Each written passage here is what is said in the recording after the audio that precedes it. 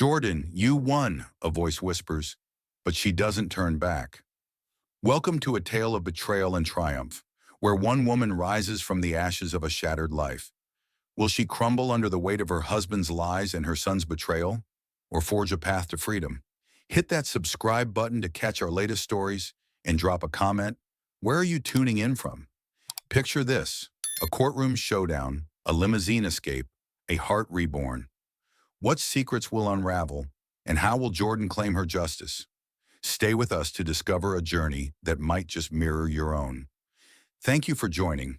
We can't wait to share this with you. Let's dive in, and don't miss a single twist.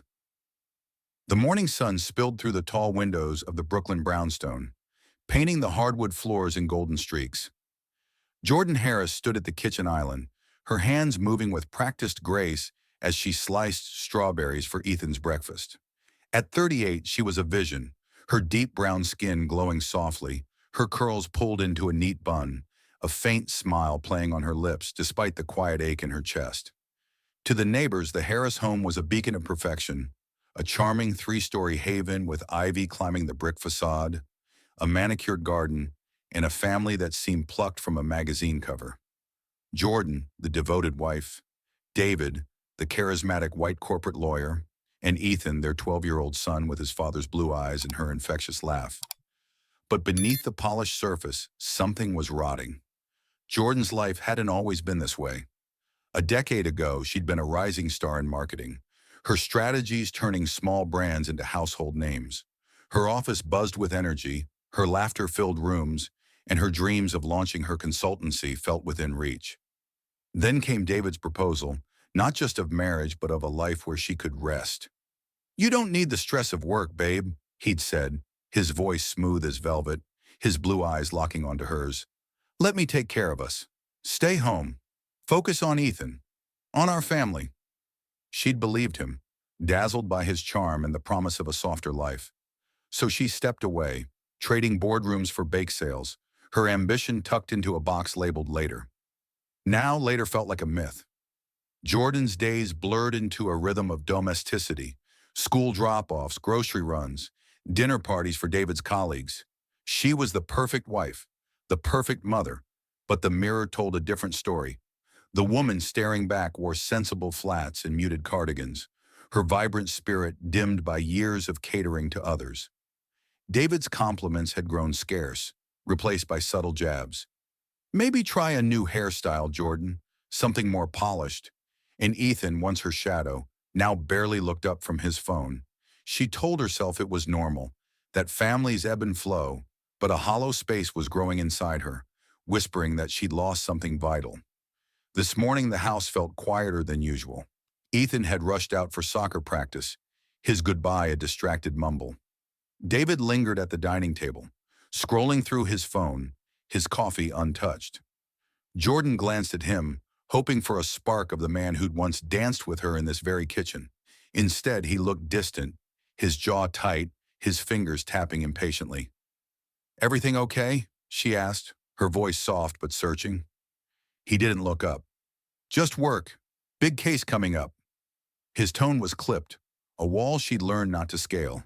She nodded, turning back to the strawberries, her knife slicing with a rhythm that matched her steadying breaths. But then his phone buzzed, and the screen lit up with a name: Cynthia. Jordan's eyes flicked to it instinctively, catching a snippet of the message, before David snatched the phone away. "Last night was amazing. Can't wait." Her heart stuttered. "Who's that?" she asked, keeping her voice even, though her pulse roared in her ears. David's fingers froze mid-swipe, but his face remained impassive. "Just a colleague. Work stuff." He stood abruptly, shoving the phone into his pocket. "I'm late. Don't wait up tonight." He grabbed his briefcase and was out the door before she could respond, leaving only the echo of his footsteps and a faint whiff of his cologne. Jordan stood rooted to the spot, the knife still in her hand. The kitchen, with its gleaming appliances and framed family photos, suddenly felt like a stage set for someone else's life. Cynthia. The name clawed at her, conjuring an image of their neighbor, a Pilates instructor with sleek blonde hair and a wardrobe of designer athleisure. Cynthia, who always lingered too long at their barbecues, her laughter a little too bright, her eyes a little too fixed on David. Jordan had dismissed it as friendliness, but now the memory of Cynthia's hand brushing David's arm at last month's block party burned in her mind. She set the knife down, her hands trembling. Was she imagining things? David had always been charming, the kind of man who drew people in, but he'd never given her reason to doubt his loyalty. Or had he? The late nights, the curt texts, the way he'd stopped touching her hand across the dinner table. Small cuts that had accumulated, unnoticed until now.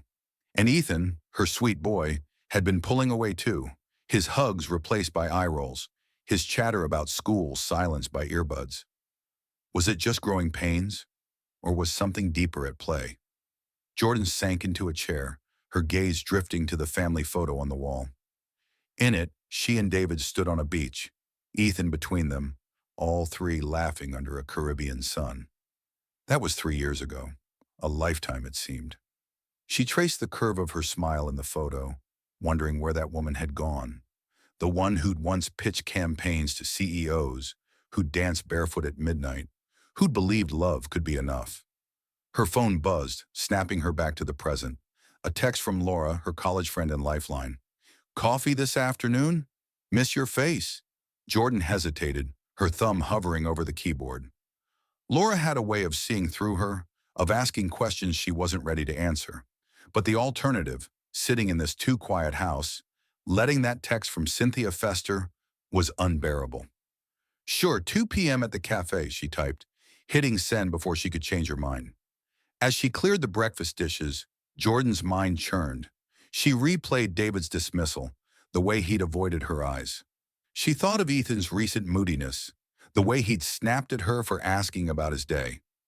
The pieces didn't fit, not yet, but they were starting to form a picture she wasn't sure she wanted to see. She opened the dishwasher, the steam rising like a veil, and caught her reflection in the stainless steel. Her eyes, once bright with ambition, looked tired, shadowed by doubt. For a moment, she stood frozen, the weight of the morning pressing against her chest. Then, almost without thinking, she reached for her old leather journal, tucked away in a drawer since Ethan's toddler years. She flipped it open, the blank page staring back like a challenge. Her pen hovered, then pressed down, the ink bleeding into the paper. "I don't know who I am anymore, but I know something's wrong." The words felt like a confession, a crack in the facade she'd built. Jordan closed the journal, her breath shaky but resolute. She wasn't ready to confront David, not yet. She wasn't ready to face the truth about her son, her marriage, her life. But as she stood in the kitchen, the sun climbing higher, a small spark flickered within her, a whisper of the woman she'd been, the woman she might still become.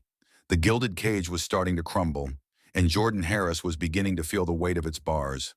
The autumn air carried a crisp bite, and Jordan pulled her scarf tighter as she wove through the park's winding paths, her sneakers crunching against fallen leaves.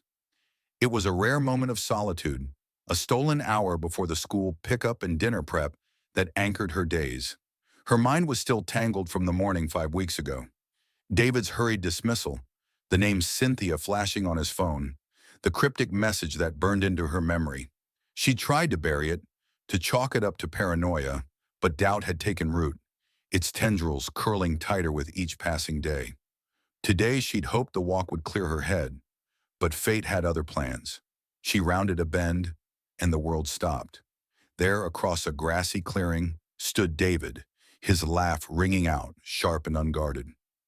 Beside him was Cynthia, her blonde hair catching the sunlight like a halo, her designer jacket accentuating her lithe frame.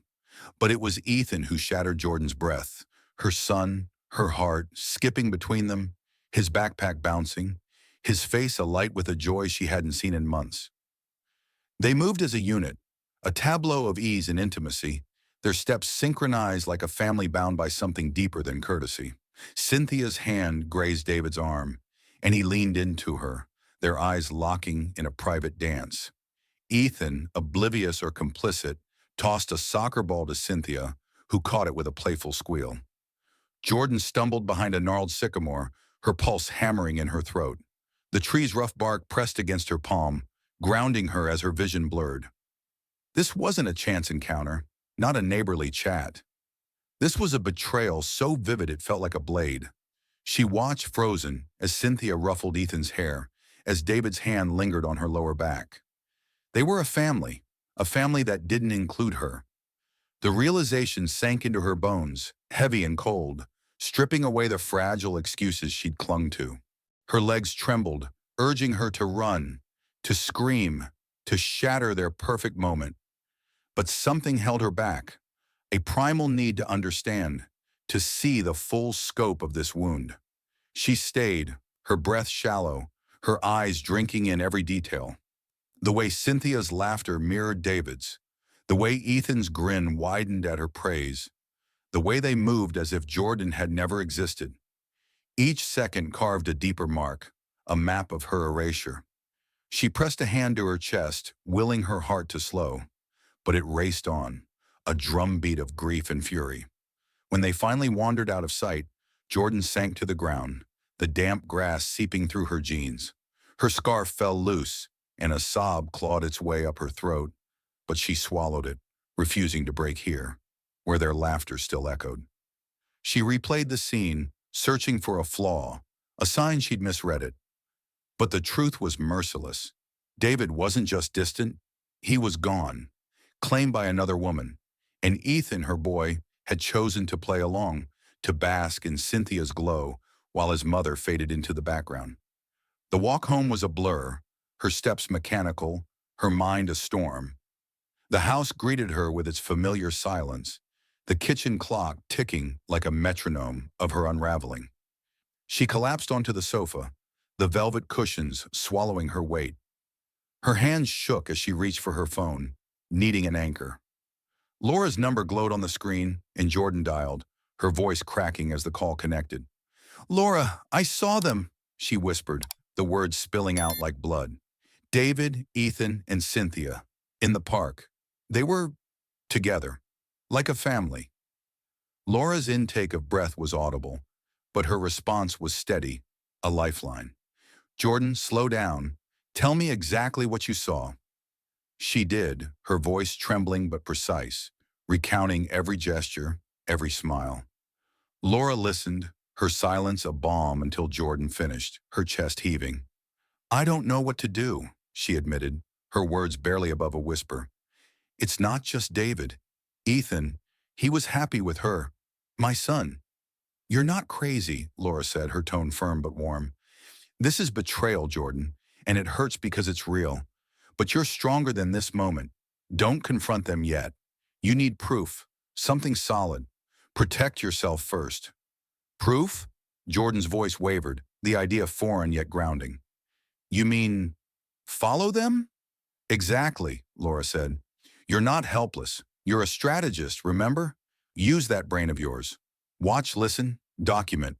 Don't let them gaslight you into doubting what you saw." The call ended, but Laura's words lingered, a spark in the darkness. Jordan rose, her movements deliberate, and retrieved her journal from the kitchen drawer. She opened it to the page she'd written weeks ago. "I don't know who I am anymore, but I know something's wrong," and added a new line. "Today I saw the truth. They're stealing my family, but I won't let them steal me." The pen trembled in her hand, but each word felt like a reclaiming, a refusal to vanish. She moved to David's desk, her heart pounding as she powered on his laptop. The screen flickered to life, and she hesitated, her fingers hovering over the keys. This was a line she'd never crossed, a violation of the trust she'd once held sacred. But trust was a casualty now, and she needed answers. She navigated to his email, her breath catching as she found a thread labeled Cynthia B. The most recent message sent last night read, "You make me feel alive again. Can't wait for tomorrow." Jordan's stomach twisted, bile rising in her throat. She scrolled further, each email a dagger. "Meet me at the hotel. Ethan loves you already. She doesn't suspect a thing." The words blurred as tears welled, but she blinked them away, refusing to crumble. She snapped a photo of the screen with her phone, her hands steady despite the storm within. This was no longer about hope or reconciliation. It was about survival. She closed the laptop, the click echoing in the quiet house, and stood, her spine straightening. The woman who'd sliced strawberries that morning was gone, replaced by someone sharper, someone awake. Jordan slipped the journal into her bag, her mind racing with Laura's advice. She wasn't ready to face David or Ethan. Not yet, but she could watch, wait, and build a case that would shield her from their lies.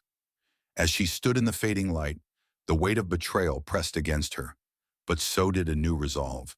She thought of Cynthia's hand on David's arm, of Ethan's laughter, and a fire kindled in her chest. Not rage, not yet, but a quiet, dangerous clarity. They thought they could rewrite her out of their story, but Jordan Harris was no one's footnote. She would fight, not with screams or tears, but with the precision of a woman who'd once commanded boardrooms. The cage was cracking, and she was ready to claw her way out. The rain pattered against the window, a soft drum beat that matched the restless pulse in Jordan's veins. She sat cross-legged on the living room floor, a small black notebook open before her, its pages already half filled with meticulous notes. 4 weeks had passed since that shattering moment in the park, since she'd seen David, Cynthia, and Ethan weave a family tapestry that excluded her. The pain hadn't dulled, it had sharpened, honed into a blade of purpose. Laura's words echoed in her mind. Watch, listen, document.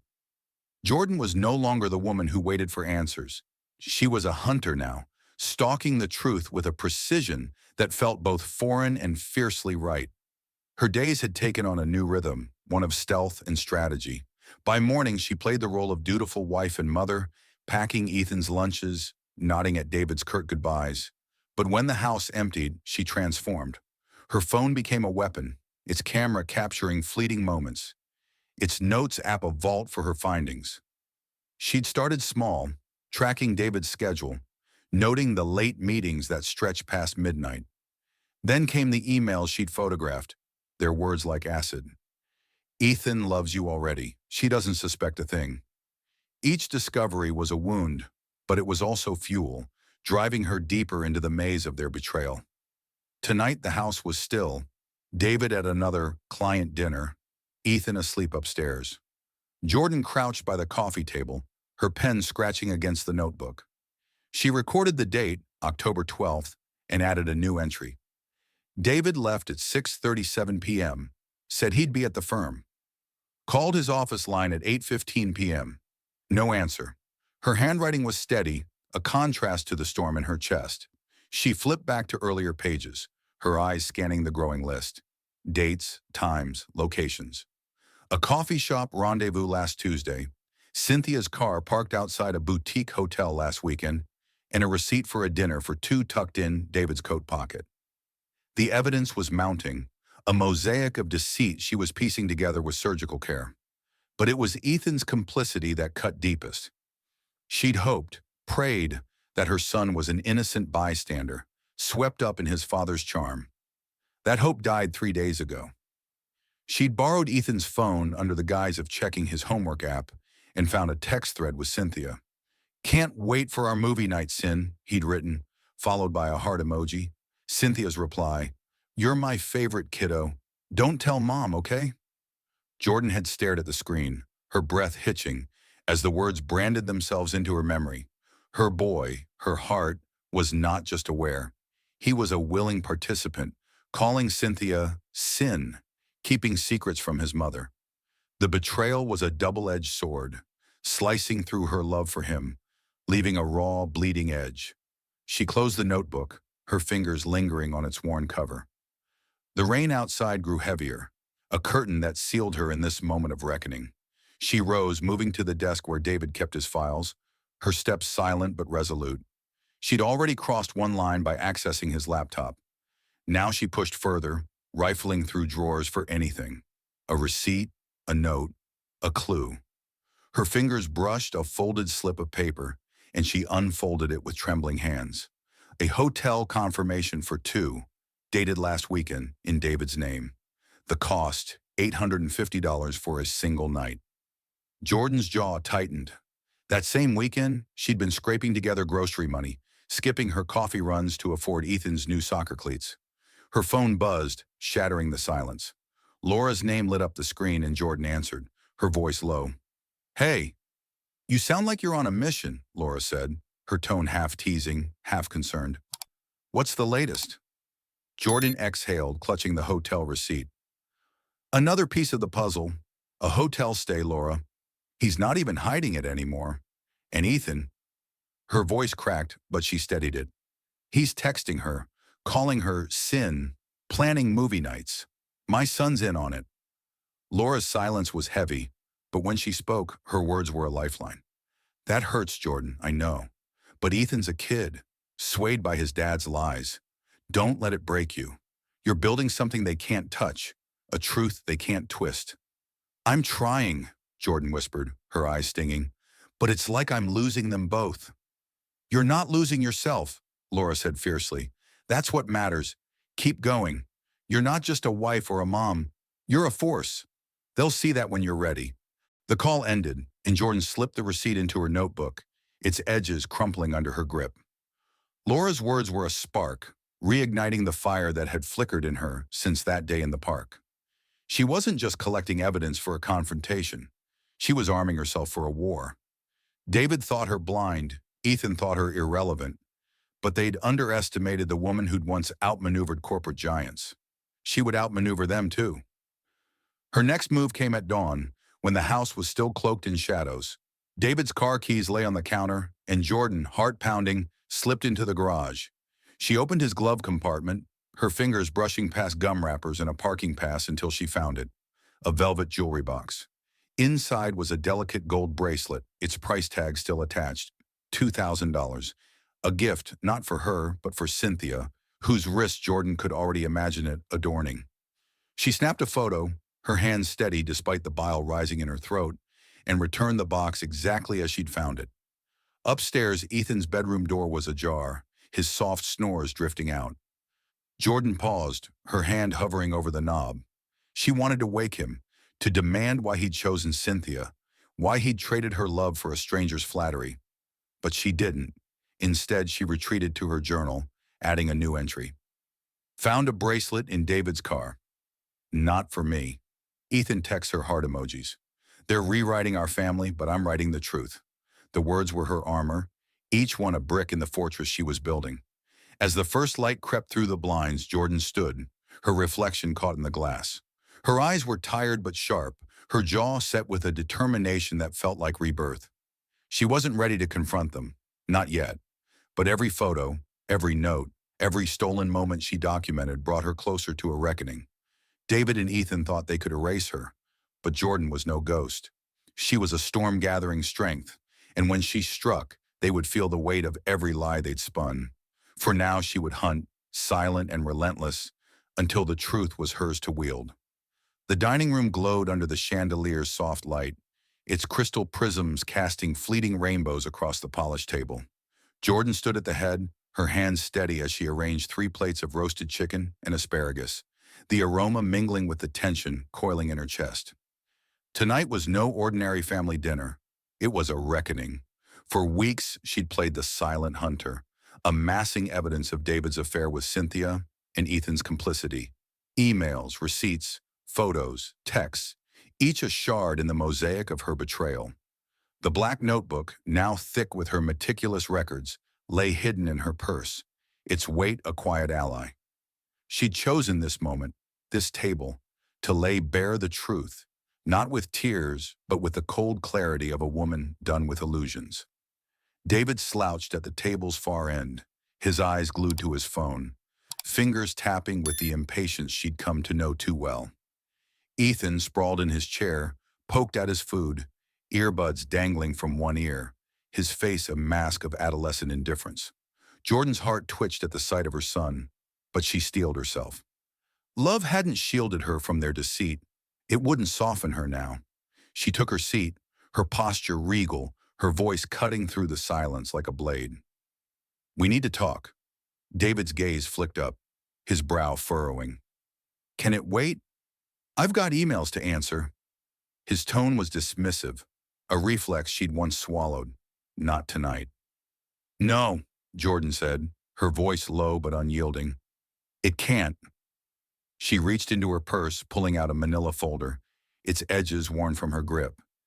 She slid it across the table.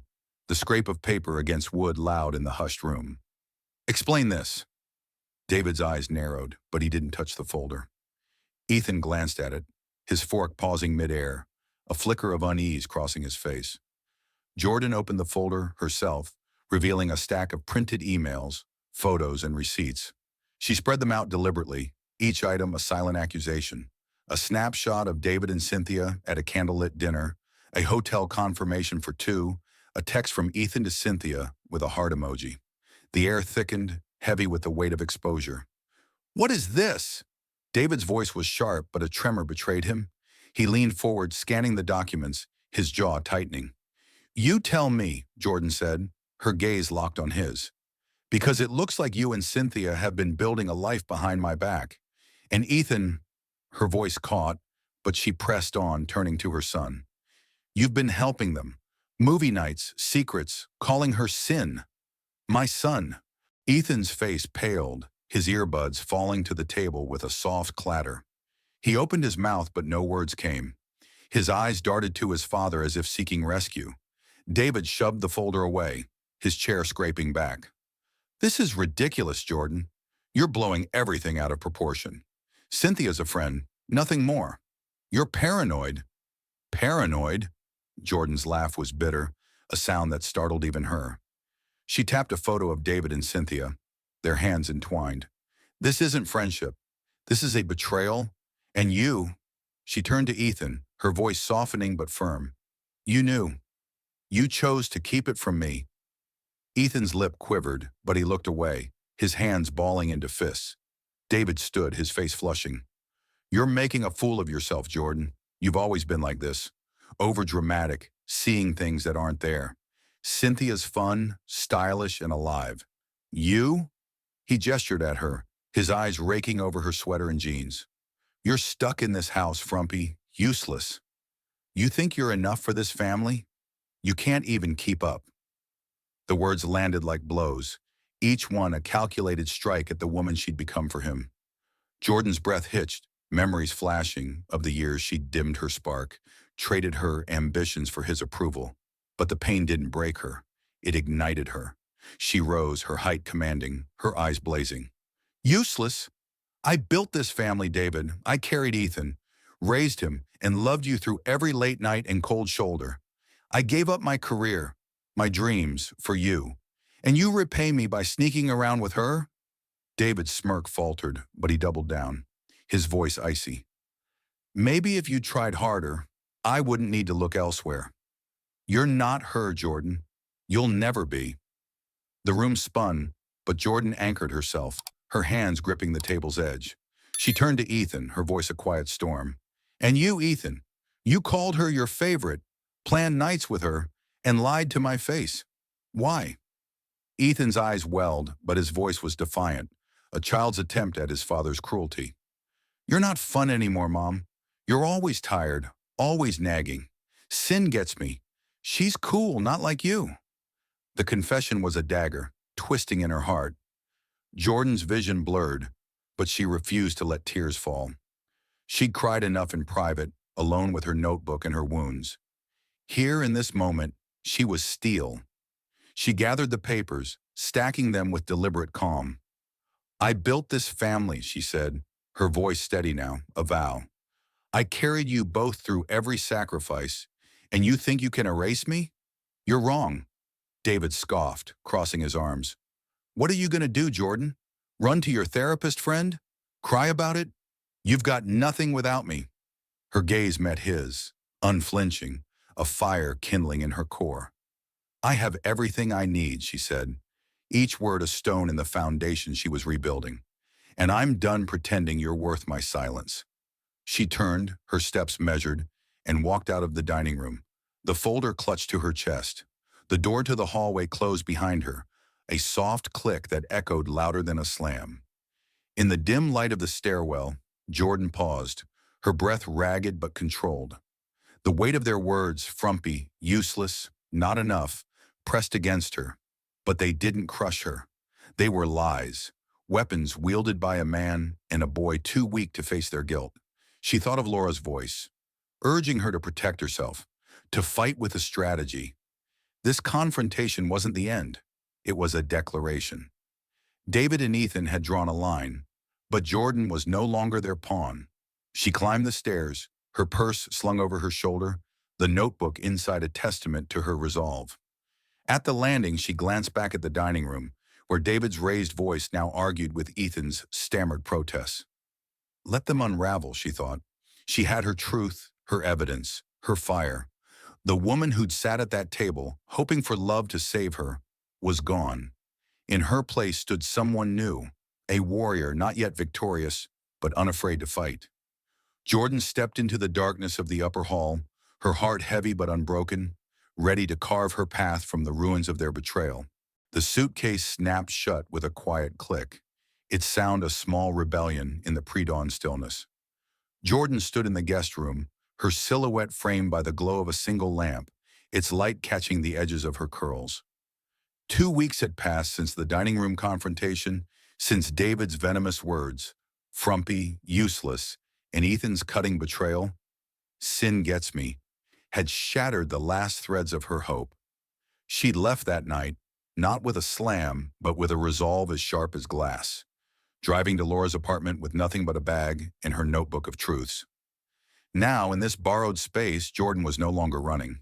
She was rebuilding, piece by jagged piece, the woman she'd buried for love. The room smelled of cedar and old books, a sanctuary where jazz records spun softly on a turntable. Jordan sank onto the bed, her fingers tracing the quilt's intricate stitches, each one a reminder of Laura's unwavering care.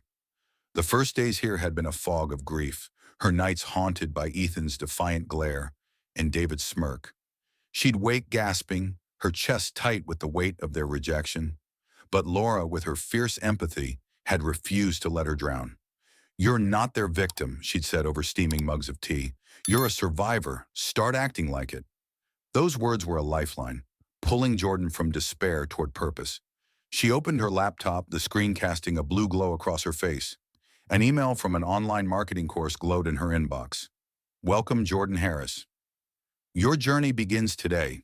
She'd enrolled on a whim, driven by a flicker of the ambition she'd once wielded like a torch. The course was a bridge to her past self, the strategist who dazzled clients with her vision. As she clicked through the first module, her fingers hesitated, then danced across the keys, drafting ideas for a mock campaign. The act felt like breathing after years underwater, each keystroke a pulse of rediscovery. She wasn't just learning, she was remembering who she was, but the past wasn't so easily shed. At her first therapy session, in a cozy office with sage green walls, Jordan sat rigid, her hands clasped tight. The therapist, a woman with kind eyes, asked, "What do you feel when you think of Ethan?" Jordan's throat closed, images flashing. Her son's laughter with Cynthia, his cruel words at the table. "I feel like I failed him," she whispered, her voice raw. "And I hate him for choosing her." The admission was a wound, bleeding guilt and rage. The therapist leaned forward. "You didn't fail. You loved. And love doesn't make you weak. It makes you human." Those words cracked something open, letting Jordan weep for the first time since she'd left. Her tears a release, not a defeat. Each session peeled back another layer, exposing the self-doubt David had sown. He'd called her useless, but she'd built their life. He'd called her frumpy, but she'd sacrificed her spark for his comfort. The therapist challenged her to rewrite those lies, and Jordan began to try. She stood before the mirror one evening, shedding the oversized sweater she'd worn like armor. She slipped into a tailored blazer, its deep burgundy hugging her curves, and let her curls fall free. The reflection wasn't the wife David had dismissed. It was a woman with fire in her eyes, a woman who could command a room. She smiled, tentative but true, and snapped a selfie for Laura, who texted back, "There's my queen." Yet Ethan's betrayal lingered like a bruise. Jordan hadn't spoken to him since that night, though Laura urged her to keep a channel open. "He's a kid," Laura said, stirring honey into her tea. "He's caught in David's web. Don't shut him out forever." Jordan nodded, but her heart wasn't ready. Instead, she wrote a letter, her pen trembling as she poured out her truth. "I love you, Ethan, but you hurt me. I'm your mother, not a shadow. I'm finding myself now, and I hope one day you'll see me." She sealed it, handing it to Laura to hold, a gesture of faith in a future she couldn't yet imagine. Her nights were no longer sleepless voids. She'd lie awake, but not with dread. Her mind buzzed with ideas, dreams she'd shelved for years. One evening, after a course assignment, she sketched a logo for a consultancy she might one day launch, its lines bold and unapologetic. The act was small but seismic, a reclaiming of the ambition David had convinced her to bury. She taped the sketch to the wall, a beacon in the dim room, and felt a spark of pride, fragile but fierce. Laura was her anchor through it all. One night, as they sat on the floor with a bottle of Merlot, Laura raised a glass. "To the Jordan who's coming back," she said, her eyes glinting with pride. Jordan clinked her glass, but her smile faltered. "What if I'm not enough?" she asked, her voice barely audible. Laura set her wine down, her gaze piercing. "You were always enough. You just let them convince you otherwise. But look at you now, learning, healing, fighting. That's power, Jordan." The words settled into her, a truth she was beginning to believe. She wasn't healed, not yet. The pain of Ethan's words, David's cruelty, still pulsed beneath her skin.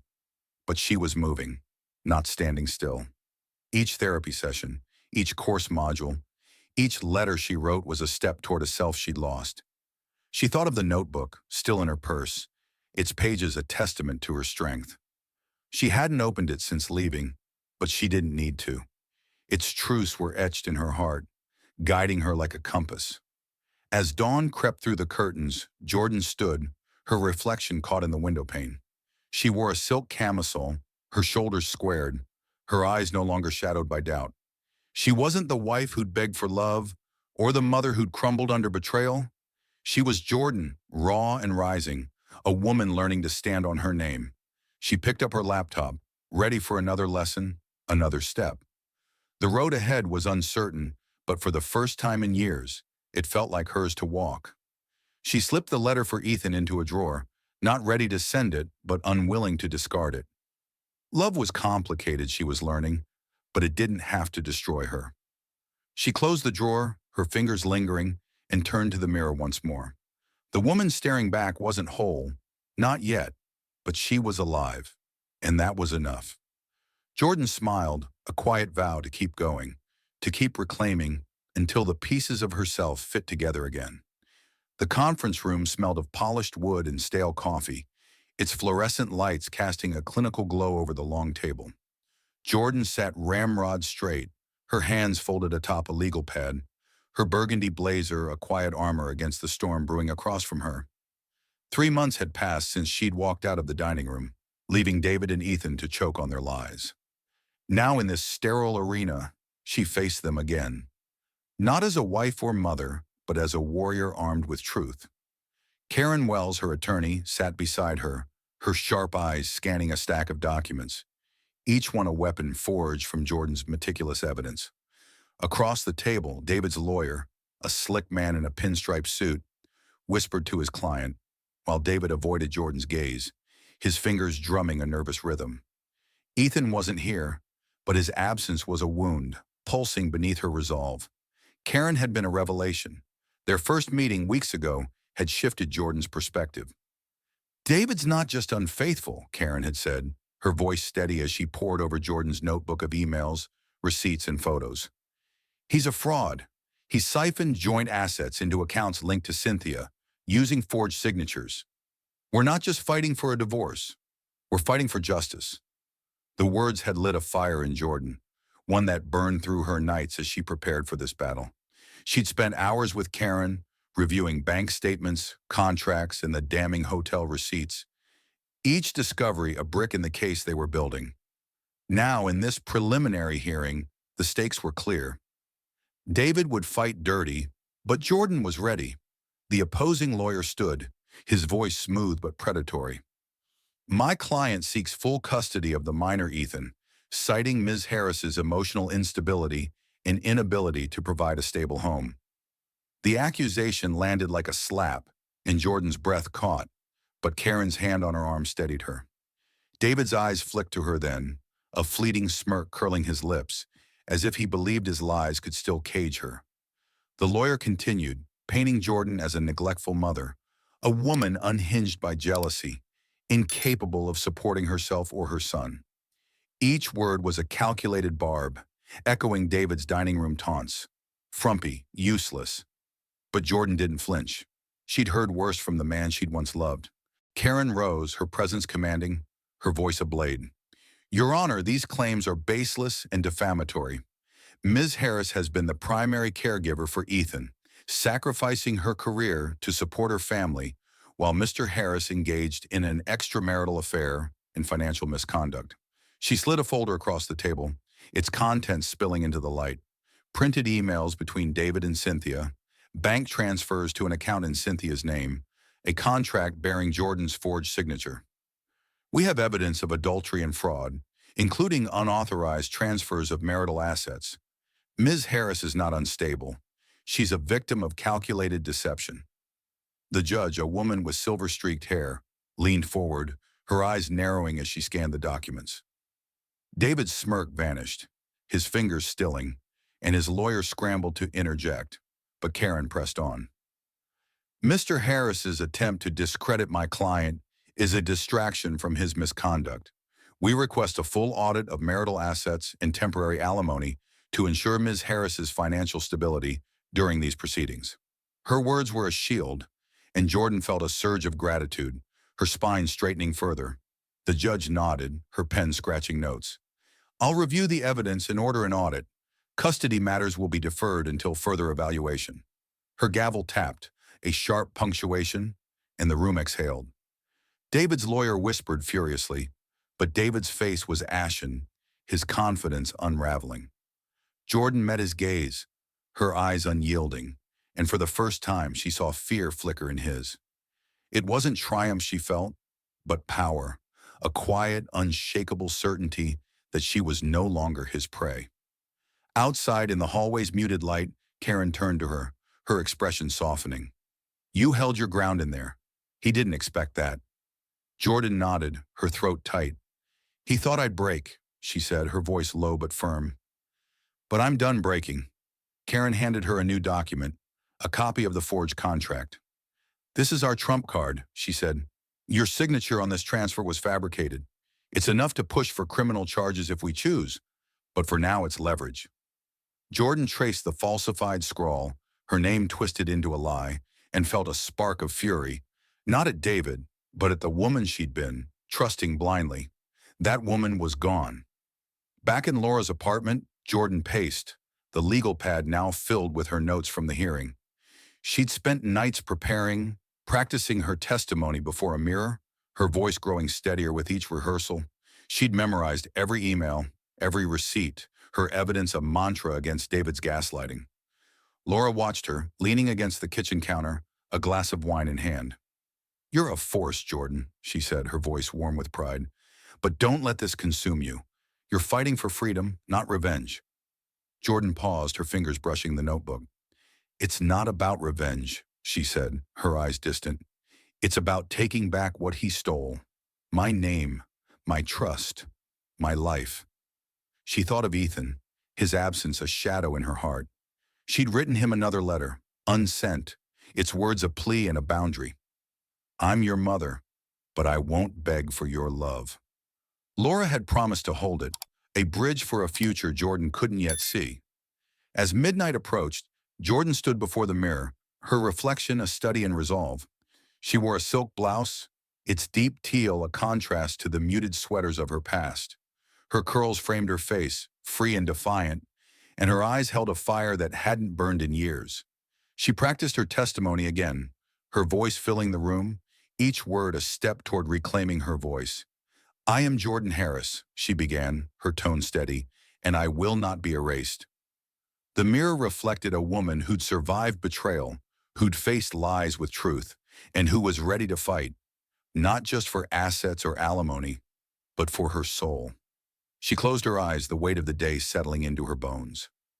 The hearing had been a battle, but it was only the beginning. David's lies were crumbling, his forged signatures exposed. But he'd fight harder now, she knew. And Ethan, her boy, her wound, remained a question mark, his silence louder than any argument. Yet Jordan felt a shift within her, a certainty that she could face whatever came next. She wasn't the wife who'd cowered under David's scorn, or the mother who'd begged for Ethan's loyalty. She was a woman forging her path, her evidence a sword, her resolve a shield. As she turned off the lamp, the room sank into darkness. But Jordan didn't fear it. She'd walked through worse shadows and emerged stronger. She slipped the legal pad into her bag, ready for the next hearing, the next fight. The battle wasn't over, but Jordan Harris was no longer a bystander in her own life. She was a warrior, and she would not yield. The courtroom hummed with a restless energy, its high ceiling swallowing the murmurs of spectators. Jordan Harris sat at the plaintiff's table, her hands steady atop a leather folder, her beige silk dress a quiet declaration of her reclaimed power. The fabric shimmered faintly under the overhead lights, a stark contrast to the woman who'd once cowered under David's scorn. Today was the final hearing, the culmination of months of battles, legal, emotional, and personal. Across the aisle, David slouched beside his lawyer, his tie loosened, his eyes darting like a cornered animal. Cynthia sat behind him, her face taut, her usual poise replaced by a brittle tension. Ethan, seated next to her, clutched his knees, his young face etched with a guilt that hadn't been there months ago. Karen Wells, Jordan's attorney, leaned close, her voice a low anchor. "You're ready," she said, her eyes fierce with belief. Jordan nodded, her pulse steady, her resolve a blade honed by every lie she'd uncovered. The judge, a woman with a stern gaze, entered, her robe swishing like a curtain drawn on this drama. The gavel fell, silencing the room, and Jordan's heart thumped, not with fear, but with purpose. Karen rose, her presence commanding. "Your Honor, we present a case of marital fraud and infidelity, substantiated by irrefutable evidence." She laid out a thick binder, its pages a testament to Jordan's relentless pursuit. Emails between David and Cynthia, bank statements showing siphoned assets, contracts bearing Jordan's forged signature. Mr. Harris not only violated his marital vows, but manipulated joint finances to benefit his mistress, Ms. Bennett, at the expense of his wife. David's lawyer leapt up, his voice oily with indignation. "These are exaggerated claims, Your Honor. Ms. Harris is emotionally unstable, driven by jealousy to fabricate a narrative against my client, a respected professional." He gestured at Jordan, his sneer echoing David's dining room taunts. "Paranoid, useless. She's unfit to manage assets or parent their son, Ethan, who prefers his father's stable home." The accusation stung, but Jordan's face remained a mask of calm. She'd prepared for this, nights spent rehearsing with Karen, her voice growing stronger with each practice. Ethan's head dipped lower, his knuckles whitening, and Jordan's heart ached, but she pushed it aside. Love couldn't sway her now, not when justice was within reach. Karen countered, her tone icy. "Ms. Harris is a devoted mother who sacrificed her career for her family. The instability lies with Mr. Harris, whose actions endangered their financial security." She projected a bank statement onto a screen, highlighting a $50,000 transfer to an account in Cynthia's name. "This was executed with a forged signature, a felony we're prepared to pursue separately." The judge's brow furrowed, her pen scratching furiously. David's lawyer stammered, but Karen pressed on, unveiling a contract for a property purchase, Jordan's name scrawled falsely. "This document, dated 2 years ago, ties Ms. Harris to a failed investment, risking her credit. She never consented." The courtroom gasped, and Cynthia shifted, her hands twisting in her lap. David's face drained of color, his fingers gripping the table's edge. Jordan met his gaze, her eyes unyielding, a silent vow. "You can't hide anymore." The judge turned to Jordan. "Ms. Harris, would you like to address the court?" Jordan rose, her movements graceful, her voice clear as a bell. "Your Honor, I trusted my husband. I gave up my career, my dreams to build a family. But he betrayed me, not just with an affair, but by stealing my identity, my security.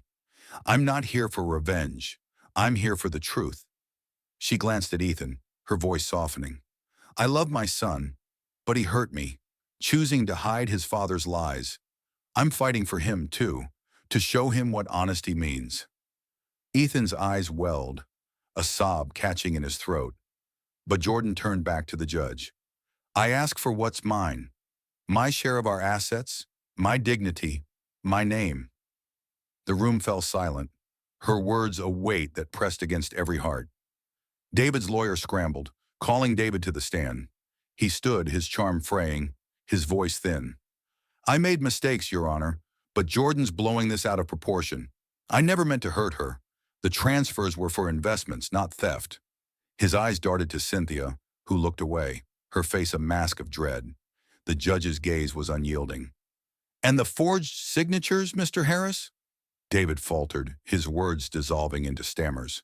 Karen seized the moment, presenting a timeline of transactions, each linked to Cynthia's accounts.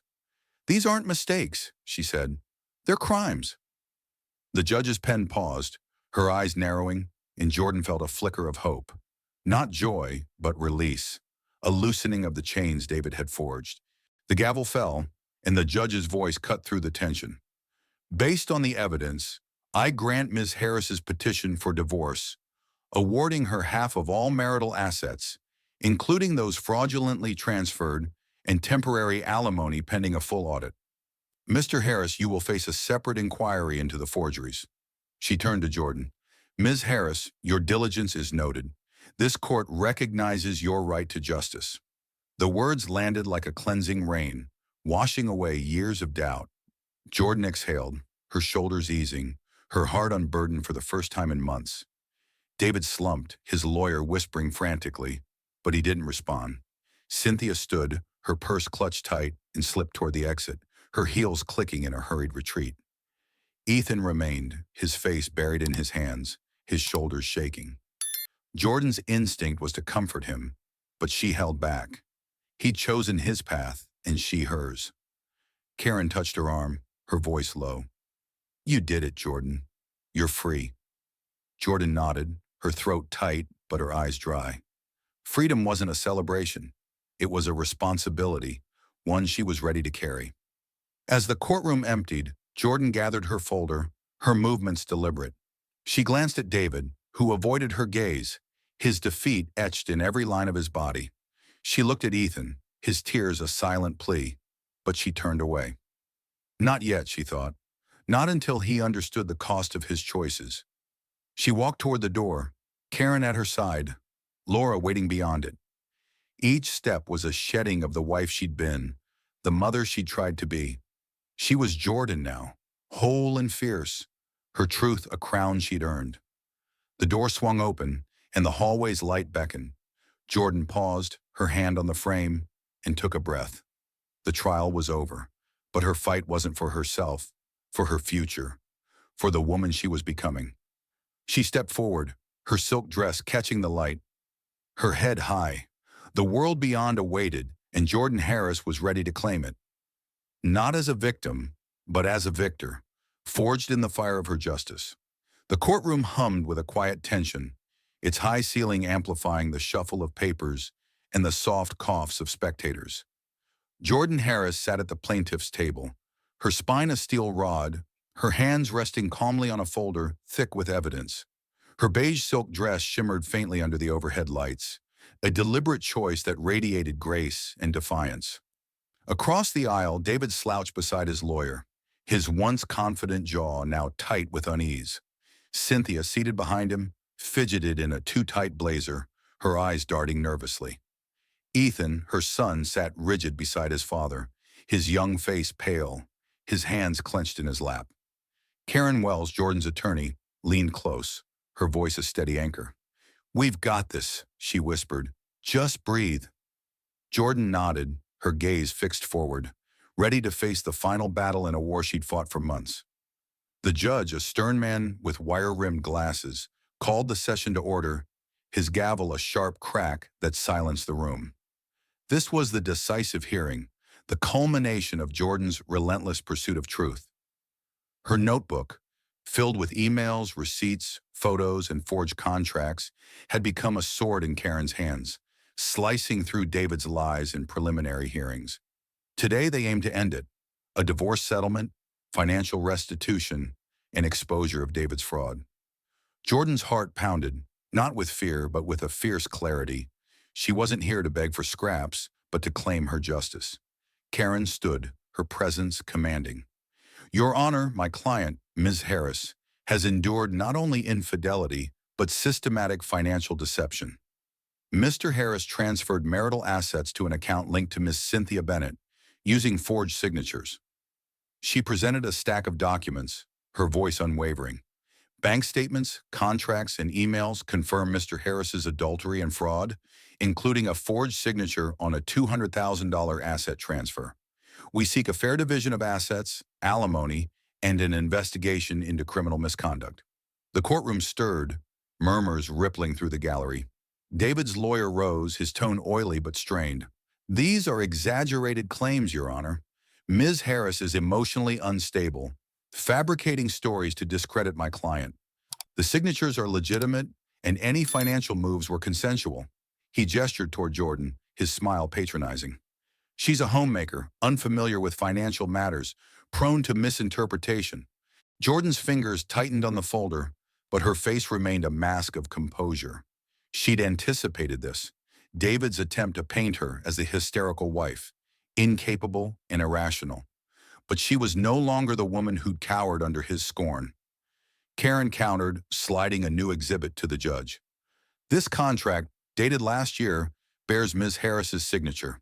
Forged, as confirmed by a handwriting expert, Mr. Harris used it to divert funds to Ms. Bennett, who knowingly benefited. She turned to Cynthia, her gaze piercing. We have emails where Ms. Bennett acknowledges the transfers, calling them our little secret. Cynthia's face flushed, her hands gripping her purse. David leaned toward his lawyer, whispering frantically, but the damage was done. The judge's eyes narrowed as he reviewed the evidence, his pen scratching notes. Jordan's pulse quickened, a flicker of hope igniting. She glanced at Ethan, whose eyes were fixed on the floor, his knuckles white. Her heart ached for him, but his silence, his choice to stand with his father, steeled her resolve. She'd loved him fiercely, but she wouldn't sacrifice her truth for his approval.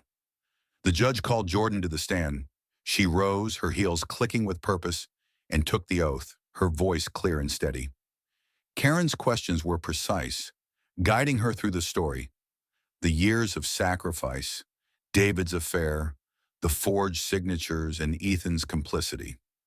Jordan spoke without faltering, her words a tapestry of pain and strength. I trusted my husband, she said, her gaze sweeping the room. I gave up my career, my dreams, to build our family. He repaid me with lies, stealing not just my love, but my financial security. And my son, her voice caught, but she pressed on. He knew, and he chose to hurt me. I'm here not for revenge, but for justice. David's lawyer cross-examined, his tone dripping condescension. Ms. Harris, isn't it true you were unaware of your husband's finances, leaving him no choice but to act independently? Jordan met his eyes, her voice ablade. I was unaware because he hid the truth, forging my name to cover his tracks. I'm not ignorant. I'm betrayed. The lawyer faltered, and the judge's nod signaled her words had landed. Ethan's shoulders shook, a sob escaping him. Jordan's heart twisted, but she didn't look away. She'd written him letters, poured out her love, but his betrayal was a wound she couldn't ignore. Karen closed with a final exhibit, a bank statement showing $50,000 transferred to Cynthia's account days before Jordan confronted David. The judge's face hardened, and he called a recess to review the evidence. When the session resumed, the air was electric. The judge's voice was measured but firm. Based on the evidence, I find sufficient cause to grant Ms. Harris's request. Marital assets will be divided equitably, with Ms. Harris receiving half, plus alimony. The forged signature warrants a criminal investigation, which I will refer to the appropriate authorities. His gavel fell, a thunderclap of vindication. David buried his face in his hands, his lawyer's protest drowned by the gallery's murmurs. Cynthia stood, her purse slipping to the floor, her eyes wide with panic. Ethan's tears flowed freely now, his gaze lifting to Jordan, raw with regret. She met his eyes, her expression unreadable, a mother's love warring with a woman's resolve. She'd fought for him, but she wouldn't beg for his return. Not yet. Karen touched her arm. her voice soft. You did it, Jordan. You're free. Jordan exhaled, a weight lifting, not joy but release, a door opening to a life she could shape. She gathered her folder, her movements deliberate, and walked toward the exit, Karen and Laura flanking her like sentinels. The courtroom doors swung open, and a spring breeze greeted them, carrying the hum of a waiting crowd. Cameras flashed as Jordan emerged, her beige silk dress catching the sunlight, her curls dancing in the wind. She descended the steps, her chin high, each stride a proclamation of victory. The spectators parted, their whispers a chorus of awe.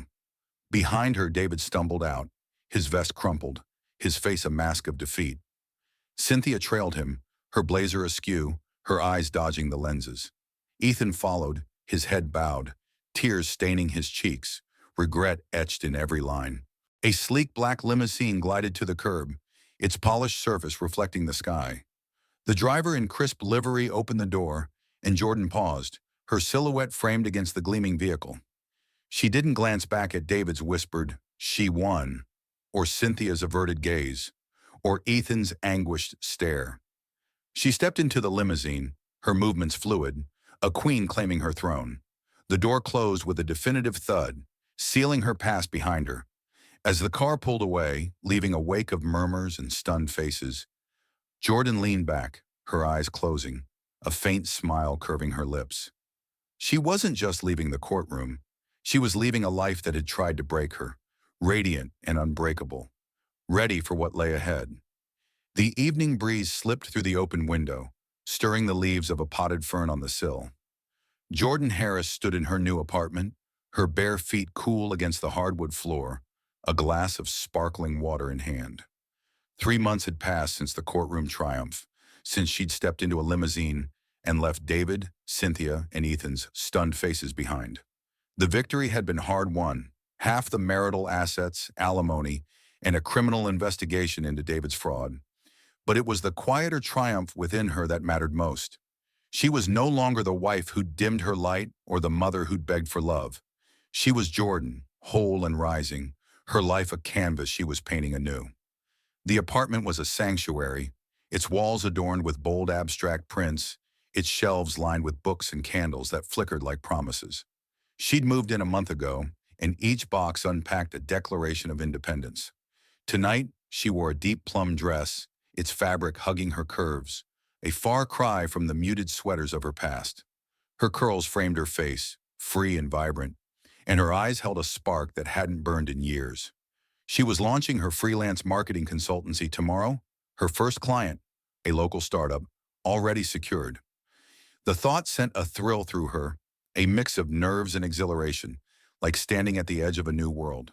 Her phone buzzed on the counter, and she smiled at the name. Malik. They'd met at a coffee shop weeks ago, his easy laugh and kind eyes disarming her guarded heart. A graphic designer with a knack for storytelling, he'd become a friend, their conversations a balm after years of isolation. "You ready for the big launch?" his text read, followed by a confetti emoji. Jordan typed back, her fingers swift. "Born ready. Drinks tomorrow to celebrate?" His reply was instant. "Name the time, I'm there." She set the phone down, her smile lingering. Malik saw her, not the betrayed wife, but the woman she was becoming. Their bond was slow, deliberate, a dance she wasn't rushing, but it felt like sunlight after a long storm. Laura's laughter broke her reverie, drifting from the living room where she and Karen sat, sharing a bottle of rosé. They'd become her anchors, their Friday dinners a ritual of joy and strength. Jordan joined them, sinking into a velvet armchair, the warmth of their presence wrapping around her like a quilt. "To Jordan," Laura said, raising her glass, her eyes gleaming. "The woman who turned ashes into a crown." Karen clinked her glass, her smile fierce, "and made her ex regret ever crossing her." They laughed, the sound rich and unburdened, a testament to the life Jordan was building. But the past wasn't silent. Ethan's absence was a shadow, his betrayal a bruise that hadn't fully healed. 2 weeks ago, Laura had handed her a letter, its handwriting unmistakably his. "I'm sorry, Mom," it began, the words shaky. "I was stupid. I didn't mean to hurt you. I miss you." Jordan had read it alone, her throat tight, tears blurring the ink. She loved him fiercely, but his choice to side with David and Cynthia had carved a deep wound. She hadn't replied, not yet. Instead, she tucked the letter into a drawer, a fragile bridge to a future she wasn't ready to cross. Laura had urged patience. "He's a kid, Jordan. Give him time to grow into his regret." Jordan nodded, but her heart guarded itself, choosing self-preservation over haste. Her thoughts shifted to David, now a ghost in her life. Karen had shared whispers of his unraveling, clients pulling away, his firm scrutinizing his accounts as the fraud investigation loomed. Cynthia, too, had faded, her social media silent after the courtroom humiliation. Jordan felt no glee, only a quiet resolve. Their downfall was their own making. Her rise was hers alone. She'd earned it through sleepless nights, therapy sessions, and the online marketing course that had rekindled her fire. Each client pitch, each logo sketch had been a step toward reclaiming her voice, her power. As the evening deepened, Jordan stood, her glass empty, her heart full. She moved to a small desk, where her laptop glowed with the final draft of her consultancy's website. She clicked through the pages, her work polished and bold, a reflection of the woman she'd become. A notification pinged, an email from a second potential client requesting a meeting. Her pulse quickened, and she typed a confident reply, her fingers steady. This was no dream. This was her reality, built from the rubble of betrayal. Laura joined her, leaning against the desk. "You're glowing," she said, her voice soft. "Not just the dress, the you inside." Jordan smiled, her eyes glistening. "For the first time, I feel like I'm enough." The words were a vow, a truth she'd fought to claim. Laura squeezed her shoulder, and they stood in silence, the candles casting a warm glow over their shared strength. Later, as Karen and Laura left, promising to cheer her on at tomorrow's launch, Jordan lingered by the window, the night sky a velvet expanse. She thought of the dining room confrontation, of David's cruel words and Ethan's defiance. Those moments had broken her, but they'd also forged her. She wasn't the woman who'd sliced strawberries for a family that didn't see her. She was the woman who'd faced a courtroom, who'd built a business, who'd learned to love her own company. Her journal lay open on the desk, its pages a chronicle of her journey. She picked up a pen, her hand steady, and wrote, "I didn't just survive, I became. And I'm enough, not because they see it, but because I do." The words were a seal, a promise to the woman she'd fought to reclaim. She closed the journal, her fingers lingering on its cover, and felt a peace she hadn't known in years. As she turned off the lamp, the room sank into a gentle darkness, the fern's leaves still swaying in the breeze. Jordan stood, her silhouette a study in resilience, her plum dress a banner of her rebirth. Tomorrow she'd launch her consultancy, meet Malik for drinks, and step further into a life she'd earned. Ethan's letter waited, a question mark she'd answer in time. David and Cynthia were shadows, their power over her gone. She was Jordan Harris, unbroken, unbowed, a woman who'd turned pain into purpose.